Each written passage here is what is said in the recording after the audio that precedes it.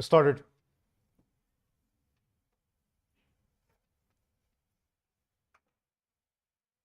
Sir, this is for the time being the last of the bills with which Parliament has to deal so far as the reorganization of states is concerned.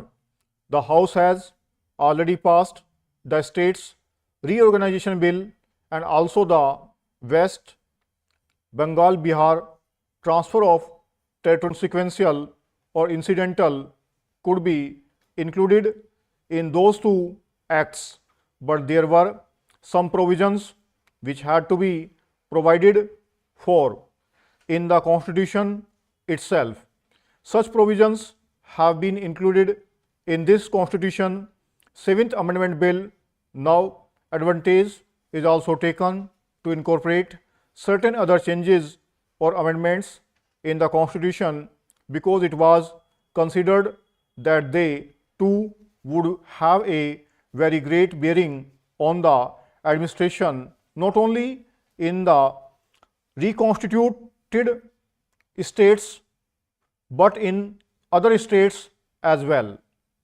And therefore, we are now dealing with the Constitution 7th Amendment Bill as it has been passed by the Lok Sabha.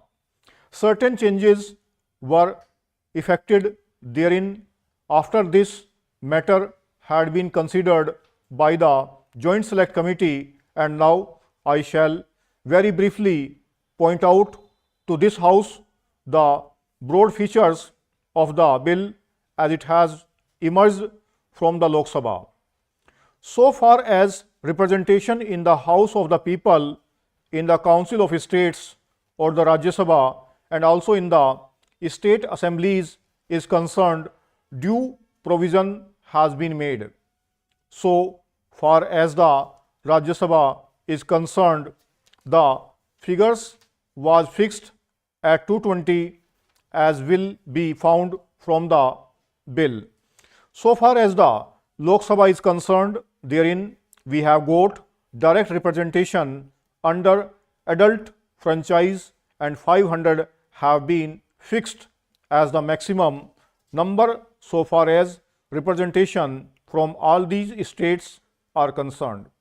And then ordinarily it was considered that 25 ought to be the number for representation in the Lok Sabha of elected members from what are known as the Union Territories.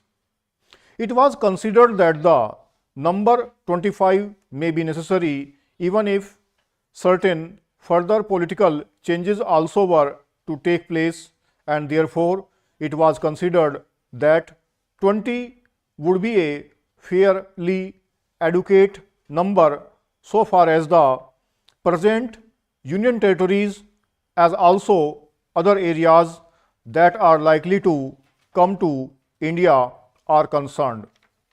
In this connection, I should like to point out to this House that under the Constitution as it was promulgated, we had a classification or category of states known as Part A, Part B, Part C and Part D also.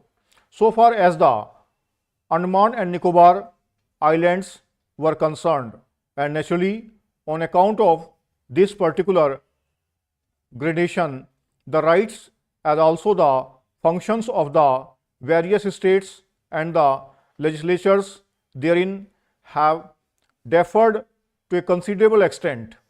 Now it was considered that the time had come when this classification ought to disappear.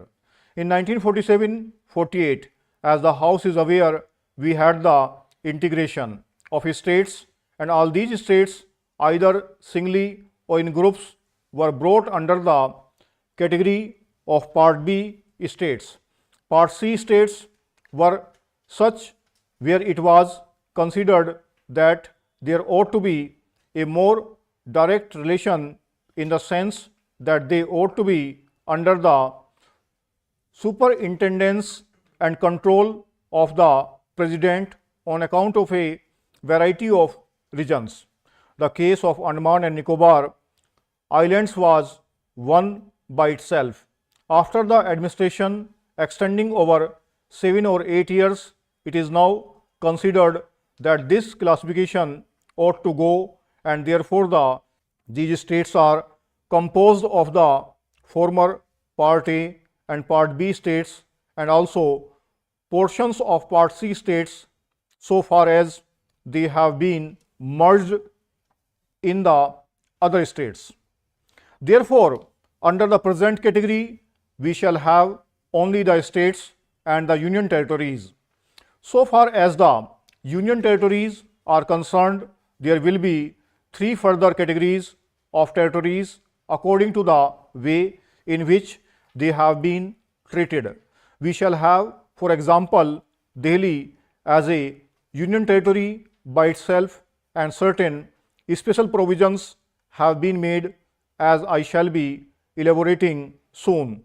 So far as the administration of Delhi is concerned, then we have got Himachal Pradesh, then we have Manipur and Tripura.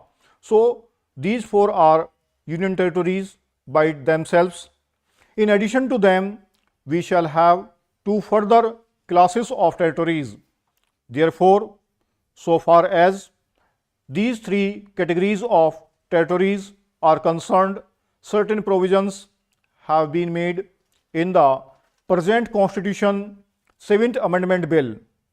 But I would point out to this House that some further legislation in this respect will have to be brought before the House, because it is necessary that a lasting agreement will have to be made in the near future so far as these 2 categories of states are concerned.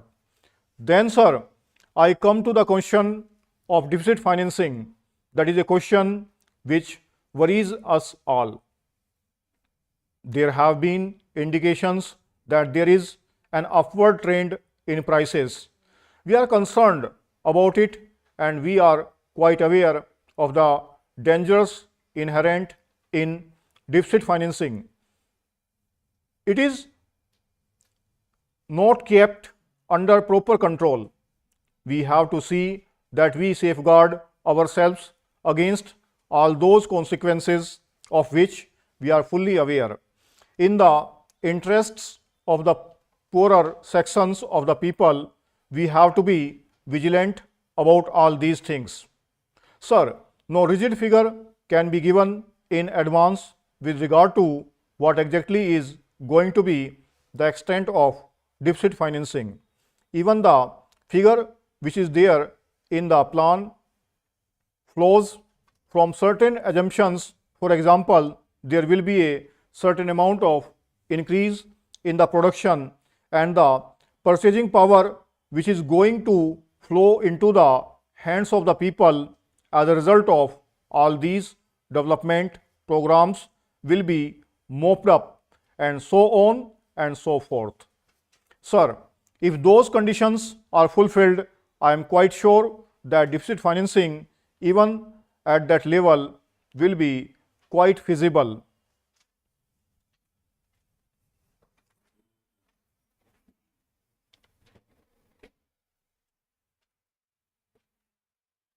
ये केसी का 338 339 number है और 1035 plus word है इसके अंदर.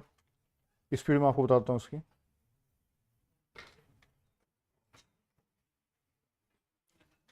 110 के आसपास, 108 के आसपास स्पीड है, 8 प्लस स्पीड है, 108 प्लस स्पीड है इसकी.